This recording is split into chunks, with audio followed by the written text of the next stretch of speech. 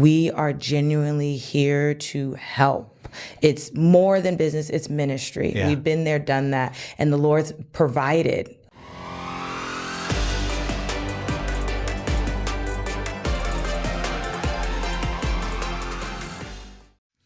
I'm spending today with some people I don't know that well, so I'm really excited about it because I know that I'm going to get a chance to get to know you. LaVonne and Wesley Rodgers Yes. have been in town for a while, and I want them to tell their story because I want to hear your story. I want to hear how you got here and what it was like coming here, and then we'll talk about what's going on now when we get through that a little bit. But tell me your story. Okay, I'll start.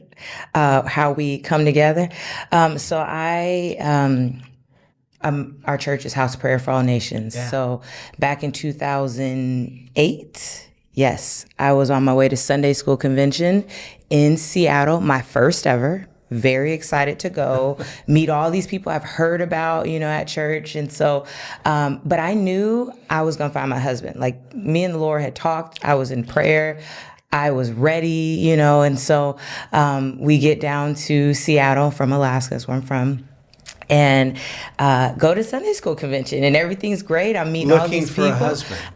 Looking to Wesley, be found. doesn't that kind of creep you out a little bit that she was actually on Looking the to be phone found. with somebody? No, not really, because I was basically feeling the same way. I grew up in the church, in the organization, so every year I was always looking. Yeah. Never found anybody, but I was always looking. Yeah. So just kind of grew up in it. Yeah. So we were. And then as a guy, you're naturally always looking for a woman. I don't know what you're talking about. He that finds a wife finds That's a good thing. right. So That's right. as for me, I was always looking, even though I was really young at the time. Yeah. We were. He was 18. I was 20, and so Sunday School Convention is going on. It's the first day. It's a 3-day event. I'm at the early bird service. It's 6 a.m. I'm a singer, so they said, anybody want to sing? Gets up. I'll sing. I love to praise the Lord. You're amazing. Yeah. And over the day, then more people are coming, right? Because 6 a.m. people are still traveling.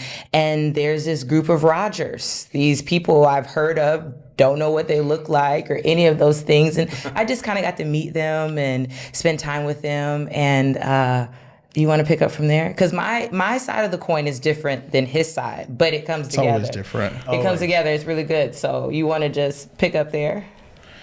Doesn't really matter. Mr. Rodgers. Yeah. So again, drove up from Klamath Falls all the way to Seattle at this huge convention. We were in a school building, I think it was. School building. Yep. So we were using their auditorium for the services and stuff. So having the services, and I played music, so I was playing the drums, and I'm just sitting there playing the drums, and she got up to sing, and she was singing. And it was like I heard the voice of God right behind me, just sings. well, she really sang. But then he's like, "That's your wife," and I said, "Okay, that's my wife." So, what was I going to naturally do? Look for her. Yeah. So after the service, I went everywhere, looking for her through different doors, classrooms, everywhere. I was just going everywhere. Couldn't find her a single place. She was nowhere to be found. So my dad's over there saying, we got to leave. I'm like, well, I'm not ready yet. We got to leave. So I jump in the car and I beat myself home from Seattle all the way to Klamath Falls. What it was, 9-hour drive. Wow. Beat myself. I left my wife behind. My sister, everybody was calling me crazy, saying I was some of everything else that I didn't know what I was talking about. Went to work, went home, and she was standing on my front porch. Right there. Wait, what? Yes. Exactly. Now let me pick up my side because it's so cool. This is so strange. Yeah, I left the convention. I'm like, okay, well maybe I'm not gonna find my husband this time, okay. And so we go on, our little trip goes from Seattle to Portland, and I'm with my grandparents, so we stay in Portland for a few days, and then we end up in Klamath Falls. And now I don't know who his father is. I just know who Elder Rodgers is. My grandfather and him are good friends. Yeah. And so we're in Klamath Falls, and we get up, okay, we're going to Elder Rodgers' house. Okay, cool, I had went from this point, haven't met anybody, not thinking anything. I'm just living my life. life. And we go, and I'm like, oh, I remember this guy from, this is his dad. I'm sitting there waiting. And then the door opens and he walks in. I'm like, oh, how are you doing? Good to see you. Give him a hug. We sat and talked at luncheon and lunches during the convention. That's so and it's no big deal. I'm just going on in life. And we're about to leave. My grandparents and I were in the car, and he comes up to the window and he says, because I had showed his siblings and him some pictures of Alaska, and he says, well, will you send me the picture? And I just kind of want to, I'm like, yeah, sure. So I send it, back then we weren't really tech savvy, but I send it to him. And then I'm rolling the window up, it's like a movie. My grandparents turn around and says, you do know he likes you, right? And I'm like, oh. And there it was. I mean, we were on the phone. We were out on dates the whole week, and yeah, you're my wife. And to give a little backstory to that, you think that needs a backstory? Right. That's just pretty a little straightforward. bit. Yeah, my dad knew this man for many years. Yeah, I grew up with him. Yeah. I'd known him since I was 4 or 5 years old. Yeah. My grandfather. Yeah. So I grew up with him as my dad's friend. Many years later, my dad's friend meets this lady in a Sunday school convention. Yeah. They get married. He moves to Alaska. Mm-hmm. So I had never met that side of the family. Yeah. I had never even realized that's who her granddaughter was. Mm-hmm. I knew my dad's friend's children, his previous wife, all of those kind of things. So when the connection happened where my dad's friend is coming to visit my dad, never did I realize in a million years that I was going to meet the person that God said that was your wife. Yeah. I was just thinking, I'm going to go meet my dad's friend who I grew up with, who I've known for my entire life, basically. And then she was there. So he's my step grandfather. He's my step grandfather. So he married my grandmother. Yeah. And I mean, none of that matters. He's my I heard that whole story. Yeah. Because when I interviewed your dad or your grandpa. Yeah. So I basically married my dad's friend into the family. Yeah. So. Yeah. So it didn't take long before you started having kids. Now you have four children, and you live in Longview, and you are off on a brand new adventure together as a couple. Yeah. And I want people to hear that story too, because I think it's fascinating. Because I've known you, LaVonne, a little bit longer. I just met Wesley recently, but I was so shocked that you guys both jumped into something and you're doing it together. Now I'm not surprised you're doing it together. Yeah. It makes perfect sense. But tell us a little bit about this new adventure you're on. Yeah, so we have been married for 15 years this past October. It really started our second child when we were pregnant, that conversation of, I need life insurance. What happens if something happens to us, right? So we're having these conversations, and it was just at this time when he was at his previous employer that someone was starting a business of life insurance. And so that's how, we come to that conversation. And so we set up, we get our life insurance, no big deal. Okay, good, we're set. And that was 2015. Yeah. Fast forward to what year did you? And that must have been a good experience for you. No, wasn't 15. I was pregnant with Donovan. When I was pregnant with Donovan, this is how we started kind of in the pathway of where we are now. I recently had lost my mother. I lost my mother before the convention that I met her. Mm-hmm. So that was always on my mind, life insurance. So then when we got the life insurance policy, it was just something that happened, right? There was an opportunity to go into the business to do it as well. Yeah. But I was working a great job. I was an accounts manager over at Aaron's Furniture. She was a processor at Wells Fargo. So there was no need for us to go into a different business, different career path or anything like that. So we just kept doing our own journeys, got the life insurance, left it alone. Yeah. In the back of my mind, I knew that it was a great opportunity. I liked what the company offered. I liked how they treated their clients. I liked how they treated us. We just kind of left it alone on the back table. Yeah. Fast forward a few years, in 2016, I was praying. God gave me a vision for our church before we did all that renovation and everything that we did. Yeah. He gave me a vision for that church. And then he also reminded me of this business that I had forgotten about, that I didn't do anything with, and let me know that there was an opportunity for that. again, we did the whole renovation on the church. I completely spaced it. I don't know if you want to call it drop the ball or pause the time or whatever, but I didn't do anything with the business side of it. And I'm in a different career now. I'm driving truck. I'm minding my own business. I'm a stay-at-home mom at this point, She's too. a stay-at-home mom. Yeah. She's doing whatever she does. Yeah. I'm constantly driving truck, you know, having my relationship time with God, which was awesome. I miss those days.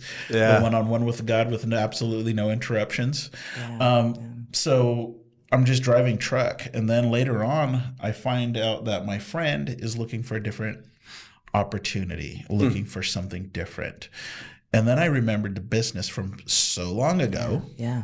And now what? We're in 2019? 2020, I think. I think it was 2019.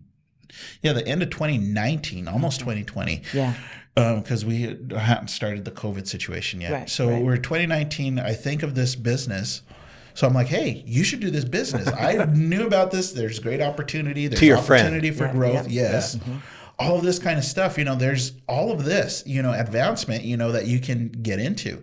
So in order for her to get in the business, then I talked to the guy that sold us the life insurance policy. Yeah. Like, hey, remember back years ago you did this? Are you still doing it? And he said no. He was no longer in the business. Yep. He didn't know anything about it. He dropped out, left. So he put me in touch, with the regional manager. The regional manager then becomes the direct person that I'm talking to. So not only did I skip a whole bunch of people, I got in touch with the regional vice The guy president. you really need to talk to. The guy I really needed to talk to. Now he set me up to do the business, and he set my friend up to do the business. So now we're working the business. But remind you, I'm still driving truck. I'm working over 70 hours per week. Yeah. Gone from the house. Yeah. So I didn't know what all the business entailed. You know, it's just like, this Sign is an me up. opportunity. Yeah. Sign me up. I'm going for it. Well, now there's studying to be involved. There's work to be done. There's prospecting. There's everything. And then you have to get licensed and all of that kind of stuff too. Yeah. I couldn't really do both. You work 70 hours a week, and I worked, a 14-hour shift with 10 hours off. You don't have time to do much in that 10 hours. Yeah. Fast forward, I'm working really, really slow in the business. And then I call him. I'm at the lake walking my girl. My boys are all the boys in school. No, I just got my two little ones at home, and we're doing our little morning walk. And I call him and say, "Honey, you know, when our girl goes to school, I'm gonna go back to school. You know, I want to do accounting. I love to keep books, budgeting. Like that's me all day. Give me math." I took math as an elective. Give me math. That's just the strangest thing ever. I love it. And so I said, honey, when she goes, go to school, that's what I'm going to do. And he says, you should just do the business. And I'm like, what? I'm going to, go back to school. And so I did call the same contact. And I think within a week, I'm sitting down, I'm studying. A week after that, I've got my life license, and I'm like, okay, we're going to do this, and I have all the time, right? He's working, but I'm at home with the children, and, they're really great cheerleaders for me and for him, and mommy's doing her studying, and so I kind of picked it up. Then in 2022, I picked it up and started running the ball. And, so it's been great in that respect. It really, after speaking with the contact, what was really good for me is because I'm a people person and I love to help people in any, I'm always at the store looking to see if there's anything I could do for anyone. If you need help with the bag, let me help you. If you need help getting in your car, that's just naturally me. And so any opportunity, and you marry that with math and budgeting and all those things, it was perfect idea for me. And then to do a business because my kids will be in school. My daughter will be in kindergarten this upcoming school year. And so my time is going to be very much free. And so we were in preparation for that and stacking with my licenses and getting everything. And one thing I got to share, and I want to share it now if I can. Yeah. One cool thing so I have my life license, right? And another great thing and another part of the business is having your securities license for investments.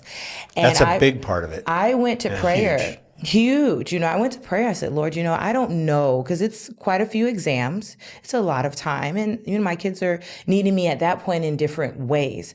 And I remember I got my first exam done. And I had 2 more. And I'm like, Lord, I just want to make sure if this is what I really need to do. I had a hiccup with doing the exam, like the computer crashed, and it was a nightmare. And I'm just like, I don't know if I'm supposed to do this, Yeah. And so I had to ask that question, like, am I supposed to be doing this? Really want to make sure I'm not on the wrong path. And this was a prayer, I don't know, sometime during the week. And my oldest boy was out doing the lawn, and I go out there and I open the door and I'm going to yell to him something. And this complete stranger is just walking, this older gentleman just walking down the street, and he sees me about to yell at my child, and he's like, hey. And I'm like, well, hey, I'm a friendly person, hey. And he comes and he talks to me, and we're just going on in conversation on and on. He's not even from Longview. He's from Rainier. He likes to walk the lake, and then he walked down my street. And I kind of told him what my husband did. I kind of was shy at that time about what I did for business. Yeah. And he walks off and he comes back. He says, say, can you tell me something about my annuity, this, that, and other? And I'm like, in my mind, I'm saying, well, I can't right now, but, give me some time. And I closed the door. We went on in life. And later that week, I'm at the gym talking to this guy I always kind of talk to. He starts talking investments. And I say to myself, man, here soon, I'll be able to. And so I'm at home later in the week, and honey, I prayed and I told him about these encounters. He says, don't you know that's your answer? And then I'm not just your answer, but I know this about you guys. Right. This whole thing of being led by God, it's a big deal. It's huge. So you got to see, anybody could see his hand on this whole thing. He's like he's taking you and he's kind of positioning you where he knows you're going to be most effective in the thing that he's called you to do. Right, right. It's just so. It also, in 2020 and 2019, God was leading up our savings. Yeah. Yep. Without us knowing it. Wow. Preparing us for all of this. Yeah. 2020, I worked the hardest because that's when everybody was home. So you had more deliveries, more of everything going on. Mm-hmm. I really didn't have time to do the business. Yeah. By the end of all of that and God preparing us, we were actually able to buy a house. Yeah. When we didn't even have a house at that time. Yeah. We were just renting. Bought a house, moved. Yeah. Got savings, got set up, all of that kind of stuff. And then I was able to quit driving truck and then start working on the business myself. Right. Wow. So even though it was a dream that God put in my heart, he was using my wife as a catalyst to jumpstart everything so I could get out of that truck, so that I could do the business full time, so that we can expand and then live the quality of life that we want to too. Because now we make our own schedules. What you saw me on my phone doing earlier while we were setting up and stuff, I was setting an appointment with somebody else for Tuesday. So being able to make your own schedule, be able to work for yourself, be able to have the quality of life that you want with your children instead of just always being demanded for somebody else's job. That's huge in our life too, because we like being part of our children's lives. So I was able to show up at my kids' games for the first time in countless years. My son's 13 now. So for all those years, it would be like, I'm so glad you had fun. Yeah. I'm so glad that your mom sent me a picture of your fun time. Yeah. I'm so glad that you sent me a picture of the project that you did. FaceTime was huge because, I'm always over the road. And now I'm out to school. I was watching what he was doing. Yeah. I was able to support him in basketball. Then my son in soccer, so all of these things are huge life moments that if God never put that vision in my heart way back then, who knows what. So he's weaving all this stuff together. And you guys sounds like you're living your best life ever right now. You're in this new season, have a new assignment from him and totally excited about it. So what do you bring to the table for people outside of your relationship with each other? What do you feel like you bring to the table for other people right now through this whole experience? Because it sounds like he's preparing you not just to enjoy life yourselves, but to help other people enjoy their lives. Right. Well, for me, even when you first gave me the vision, was to help people financially. And that's one thing that drew me to this business, is to help people financially get out of debt, get savings, all of those kind of things. And I know that I didn't need a budgeting or financial planner when I was doing it, although we could have used one and probably did better. But for me, I knew that there was a need for that also in the church. Yeah. Even in my church. And then to know the financial hardship that my church went through by needing to be restored. Yeah. And now there's the lack of money because after we got done restoring, it was over $1 million. Yeah, something Wow. of money or donations. Yeah. Yeah, but God was able to pull all that through with donations, people donating their times, all of those kind of things. So it all worked out. But then in my mind, and in the vision that God gave me, was why not prepare people so that we can donate to the church, give to the church. And then he also was reminding me of scriptures in the Bible too, where they sold everything that they had, so they had things in common, and so that they can give to those that had need of, and all of these kind of things. So it was only making sense for me. So to be able to be a financial planner for those kind of people, to be able to help people get out of debt. Debt is not something that we should be, especially even as a Christian. Yeah. He tells us to owe no man anything. So why Christians or people in general suffer with debt is not something that God willed for our life. He said that he would that we prosper and be in health, even as our soul prospers and is in health. So I don't just look at the people's spiritual side of things, but the physical side. So to be able to help them with their budget, to help them get out of debt, to help them with investing in the future. The Bible also talks about a good man leaves an inheritance for his children. So investing in the future, investing into that part of your life, and then you'll be able to even give to the church. Then you can give to the community. Then you can give to the homeless. So it trickles on a whole bunch of different things, but it all starts with having that own personal financial relationship that you should have with your own self, not overspending and stuff. You guys, this is not, you didn't pick up a book and come up with an 8-step program about how to. No. You've lived this stuff. Yeah, I mean, a lot of it's just a walk of faith with God, but also understanding that there's some really important parts that you have to have in place in your life to do well. Yeah, I was going to share even, it says that's the best thing about us, that I love how the Lord put us together. Yeah. We are both very bold in our own right, and then coming together, we have different life experiences, and then of course we've been together for it'll be 17 years we've been together, and married 16 this year, but we've grown up together, you know, and so we have had a lot of life experience, of course, ups and downs, and that's what makes, I'm going to say, me and him more valuable to your everyday living. We know what it is to have a lot of children that need to be fed. We know what it is to need gas in your car. We know what it is to have to pay the rent. We know we have these we have these real life conversations when I'm at classes and I'm providing education, because that's really big to me. We're talking about what it looks like to pay for your car tax throughout the year, what it looks like to have a gas budget, because some people just don't live life that way. So we're able to open the mind, essentially, and say, hey, I need to budget for this and that, because budgeting is really the biggest issue. And I'm not without my own scars. I love to share my testimony, and I actually told at church, but I had dealt with shopping addiction for many years. Oh my goodness, many years. And it really wasn't until this summer where I fasted. It only comes out by what? Prayer and fasting. I fasted because I said, people were saying, LaVonne, you do shop a lot. And I'm like, no, I don't, but I took a month. Said she did. She just never asked you, Wesley. But I really took a step back, and I took a month and I didn't shop. And I mean, within a few days, I'm like, wow, maybe. And the Lord was really showing me things, and I was so grateful to him, because that's something that a lot of people are blinded by. We shop because we're hurt. We're shop because we're happy. We shop because we got this. Or we go out and eat. Yeah, or we go out to eat, or whatever the thing. So I'm able to have that conversation. This is what I've been through. This is what I've gone through. You're looking at real life here. And this is how I've gotten through, and I want the same. And I tell my clients, I'm here for you. There's never any pressure.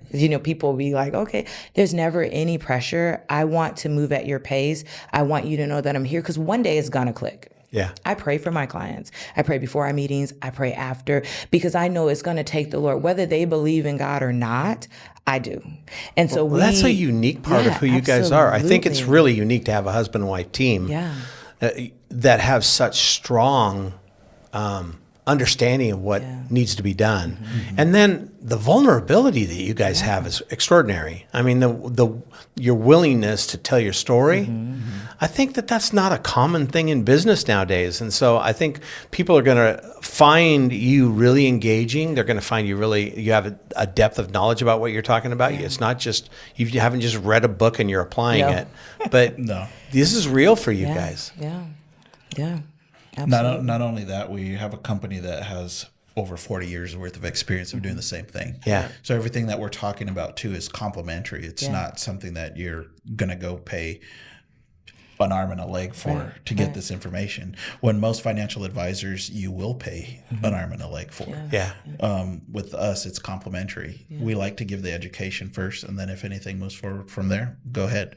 But it's a service that is beneficial to especially the church people. But it could be utilized for anybody. That must be thrilling for you guys to see people that are trusting in God like you are trusting in God, kind of be awakened to what the possibilities are, and just be able to help them find those possibilities and put those in place.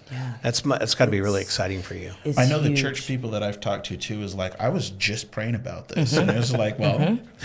Here you go, you know, so, and then you can move forward from there, you know, and not everybody needs the same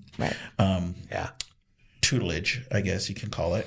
Not everybody needs the same thing, but that's the awesome part about what we do is we can come in no matter what phase you're at. And you have a lot of different tools that you bring to the table. A lot of different tools. You know? So what would you like to see happen in the next 5 years? Well, I know that you both seem like you're visionary. You're not just here to take care of business today, but you're looking forward. What would you like to see happen in the next 5 years? Well, for me, and kind of where I'm at, so I have my life license, and then I, of course, went through with securities with that. And then just this past week, I did the mortgage license exam and passed. So I'm just waiting for my state, put the stamp on it. I want to see people thrive. And we do mention church people, will we serve anyone, right? This is just kind of God is our life. So the church generally and naturally is just going to come first. But I want to see people thriving. So like my current clients, we have plans, we have goals, we're having those conversations. In 5 years, I want them to look back and be like, wow, when I first met you, nothing seemed possible, right? I love to infuse hope. And I'm your biggest cheerleader all the time. And so I want to see who I'm working with now, but I also want to be able to have people understand that they can do it too. If there's any inkling within themselves that says, you know what, I want to help people in the same manner. I've had some people say, well, I don't have any background in training. Well, a doctor is not a doctor because they woke up. They went to school. It's what you have a desire to do. Then you get your training. Then you have your education and all the things that you need to get there. So I want to see people have the same thing for their life, having the financial freedom, right?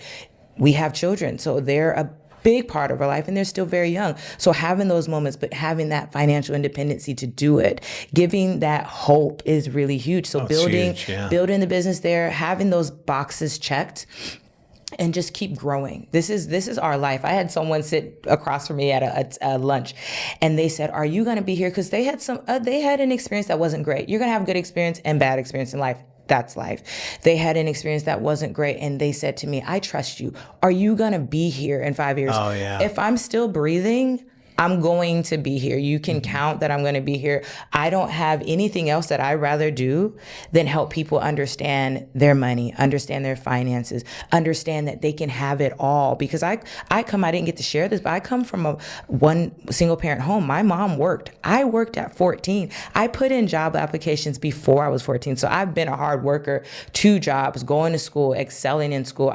Thank God, I don't know how I did it, but it was the Lord, but I know it is after work. I know what it was when we just wanted beans and hot dogs, right? Because one income, there's 3 of us in that household. And at 14, I had to pick up responsibility. My brothers are 8 and 10 years younger than me. So I have perspective from what it is to be a single parent, what it is to be the only parent taking care of children, a hardworking husband, and just different phases of life. So I can meet at the table with a lot of different people, and we're going to see what works for you. It's only curtailed to the client. I don't have one size that fits all. What do you need from me? Right. Well, from my perspective, the ministry that God gave me. Yeah. So I started my own nonprofit organization, and I actually started my own men's group. And then to see the business side of it, but also because of the ministry that he gave me, I also look at things from a different perspective. Right. So that's one reason why I joined the KLMA meeting. Yeah, yeah. And I also like to see how the community helps the community. Right. But you can't do that unless you know how to do that. Yeah. It's great to want donations. It's great to help people. But when the money's not there, the money's just not there. Yeah. So when I look at it as the aspect of, if I can help all of these people manage their own assets better, if I could teach them how to do things, then in the next 5 years, how much more impact can we make on the community? Yeah. Right. How much greater impact can we be giving to charitable donations, charitable things like Beth's Place? That one touched my heart too. Yeah. Charitable things like when the pastors and the other guy went from, Father's House overseas to go to Florida to that disaster that happened over there. And there's so many different things that I see that our churches are doing, but we're all asking for money, right? Yeah. We're all asking, hey, can we do this? Hey, can we do this? And then back in 2016, my church was the one that was in need. Yeah. Right? Yeah, you guys are on the receiving end. We were on the receiving end. So when I look at the whole picture, I like to give back, especially if God gave something to me, then I want to give it back. So looking at it from that aspect, I want the church to be able to do more for the community, to be able to build the community. And then I don't only work with churches, but I even work with other nonprofit organizations. The Mullen Polk Foundation happens to be the same lady that I introduced to this business way back then. Oh, wow. And we're still working off of referrals and stuff. We're still working together. Yeah. So it's a good relationship to have. And she works with a different foundation that helps people with diapers and money to get into their housing and different aspects of that sort. But it all comes off of, if we're able to do these things. Yeah. Not only companies are able to donate, but a lot of people do it from their own pocket. Right. But if we don't have the resources and we don't understand money ourselves, then we end up giving less. But I think in 5 years, the more people that understand money, the more people that understand how to manage what God gave them and be good stewards over what he blessed them with, then we can make a greater impact, not just for the church community, but for the entire world that we live in. Well, I think there's this, it seems like there's a wave of generosity that's building right now. And the only way that you can really, truly be generous in faith is to manage things well. I mean, it doesn't just come out of nowhere. It comes because there's planning, and you thought ahead, and you're resilient, and you're disciplined in what you're doing, and all those things. Wesley, you and LaVonne seem like you have that to offer people. You're there to help them and encourage them. And I love the fact that that's at the center of what you're doing right now, is wanting to serve people and serve them well at a really high level and want them to do well. That kind of cheerleading people really need right now, because there's a lot of hopelessness and a lot of loneliness and a lot of isolation out there. And I can easily see you guys drawing those people back into something that's going to be more profitable for them. Right, right. So it's exciting. Yeah. It's exciting where you're going. It's exciting how you're gonna position yourself to be helpful for people. Yeah. What is the thing that really excites you most about the possibilities that are right in front of you? What do you get most excited about? For me, just developing others so that they could have the same quality time that I have with my family. Because this is not just what we do, but we also look for people that are in need of even employment. They could be their own business operator and do the same thing for people and grow their own business. So that's what I like. And then even watching my regional manager that's always taking vacations, but always working. My wife just had a phone call with him, and he was on a ship in Costa Rica, and he was like, I didn't even know I could get a phone call out here.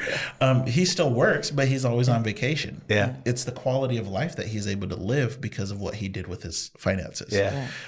When I look at him, it inspires me to be like, you know what? I can work and still have a quality life. Yeah.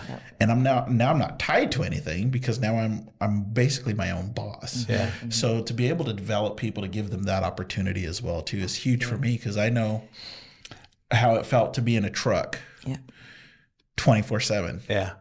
Without family, without anything. So then when I have the opportunity to work and be with my family, it's like, why not give that to everybody to be able to be with the families that you're with? And we know it, we see it, but a lot of children miss their fathers. Yeah. I am grateful to be able to be a father in my child's life. That's so cool. We see what it does to children that don't have a father figure. Right.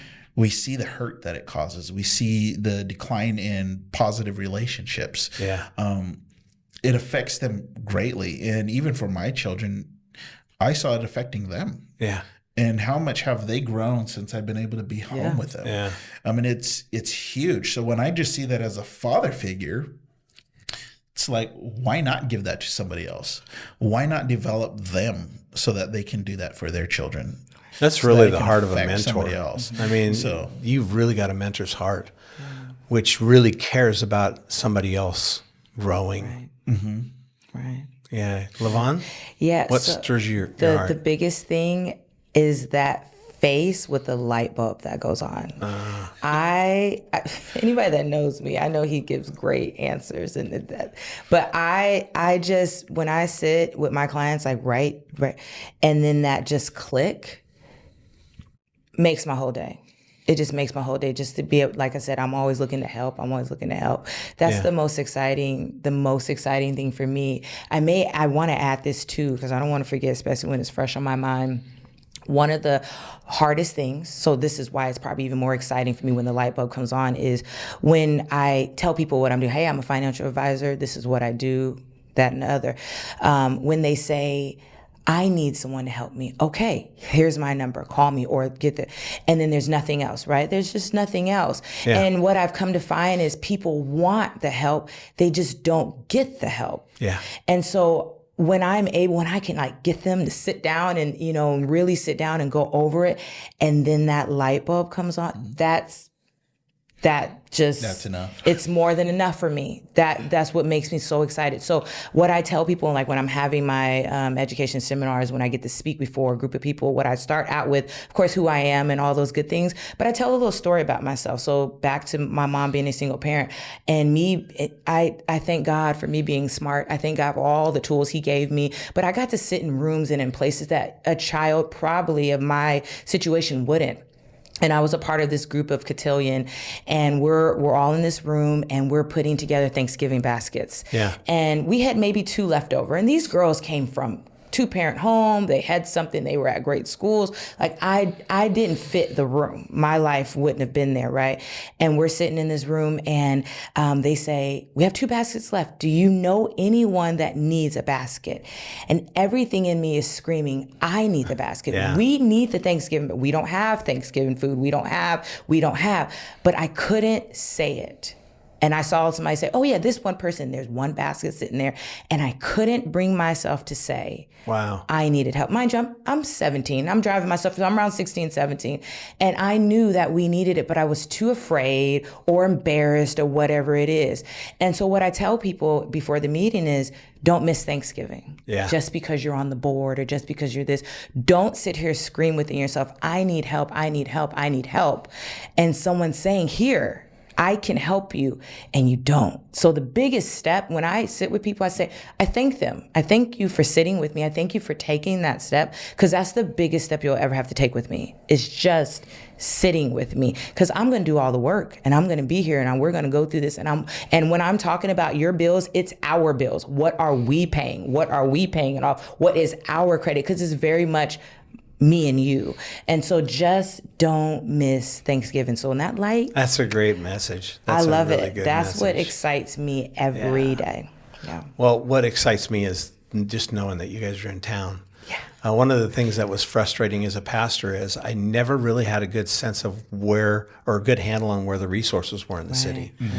And because it gets spread out, and churches can kind of get inward focused and facing a lot of the time, and just trying to take care of what's going on in the 4 walls of the building. And what you miss out on is what's actually going on in the community that can help, not only help people, but help draw people together. Mm-hmm. I mean, you guys are going to have clients from a lot of different churches in town, not just your own, and people who aren't Christians and people who are friends of friends. I remember I did a wedding for a couple once who weren't part of the church that I was. They weren't even Christians. I ended up doing weddings for 5 of their friends because they all came to the same weddings and they all wanted to do the same kind of thing. And those relationships happened so organically. And that's my hope for you, is that in the city, in the Longview, Kelso area, things will begin to happen organically at a really high level, because it's going to change the city. Yes. It'll change the makeup of our community.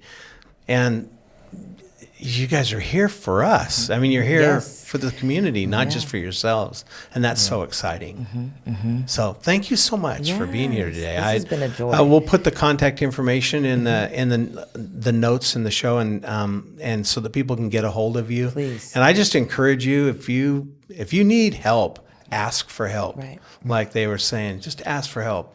These guys are ready and willing to help you do whatever you need to do to get things organized and managed in your life, financially, a lot of different areas. But ask for help. That's just a good place to be in life, huh? Yes. Yeah. Yes. Or even if they don't need help, we also look over to make sure you have the best plan. Yeah. Right. Sometimes we have plans, but that's probably not the best. You just want another So- set of eyes on it. Yes. Yeah, another set of eyes is always good to have. I mean, it's kind of like going to the doctor. Sometimes you need a second opinion. Yeah. Yeah. Right? So we might have a good plan in place, but it never hurts to get a second opinion. Right. We never force anybody to do anything. We're not going to tell anybody to do anything that's not going to be good for them. Yeah. We're not just trying to make a buck off of anybody. But if you can see, hey, this is probably the best thing, fine. Yeah. If it's not the best thing, we have options. That's So great. that's another part to it too. And with that, because I've had a client that they really were able to be put in a better retirement plan just by looking over it. But also the other thought with people and with financial advisors, we're complimentary. Our service to sit down and to talk and to discuss what your budgeting all look like. You're not writing a check. Yeah. There's no debit card. There's none of those things. We are genuinely here to help.